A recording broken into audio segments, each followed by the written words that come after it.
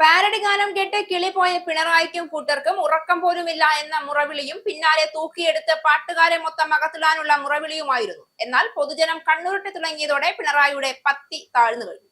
പോറ്റിയെ കേറ്റിയെ എന്ന പാരഡി ഗാനത്തിൽ കേസെടുക്കാനുള്ള നീക്കം ഉപേക്ഷിച്ച് സംസ്ഥാന സർക്കാർ നേരത്തെ എടുത്ത കേസുകൾ പിൻവലിക്കാനും തുടർ നടപടികൾ വേണ്ട എന്ന് വെക്കാനും സർക്കാർ തീരുമാനിച്ചു. ഗാനത്തിൽ കൂടുതൽ കേസെടുക്കേണ്ടതില്ല എന്ന് ക്രമസമാധാന ചുമതലയുള്ള ADGP ജില്ലാ പോലീസ് മേധാവികൾക്ക് നിർദ്ദേശം നൽകി.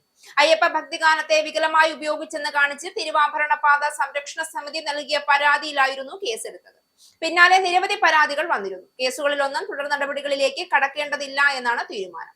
കോടതിയിൽ തിരിച്ചടി ലഭിച്ചേക്കുമെന്ന വിലയിരുത്തലാണ് സർക്കാരിനെ മാറ്റി ചിന്തിപ്പിച്ചത്. പാരഡിയിൽ കേസെടുക്കാനുള്ള സർക്കാരിന്റെ തീരുമാനത്തിൽ വ്യാപക പ്രതിഷേധം ഉയർന്നിരുന്നു. വിഷയം പ്രതിപക്ഷം ആയുധമാക്കുകയും ചെയ്തു. പാരഡി ഗാനവും തുടർന്നുണ്ടായ സംഭവങ്ങളും ഇടതുപക്ഷത്തിന് ക്ഷീണമുണ്ടാക്കുകയും ചെയ്തു. പിന്നാലെയാണ് കേസുമായി മുന്നോട്ട് പോകാതെ സർക്കാർ പിന്തിരിയുന്നത്. പോറ്റിയെ കേറ്റിയെ എന്ന പാരഡി ഗാനത്തിന്റെ ലിങ്കുകൾ സമൂഹ മാധ്യമങ്ങളിൽ നിന്ന് നീക്കം ചെയ്യണമെന്ന് പോലീസ് നിർദ്ദേശത്തിനെതിരെ പ്രതിപക്ഷ നേതാവ് VD സതീശൻ മെറ്റയ്ക്ക് കത്തും നൽകി.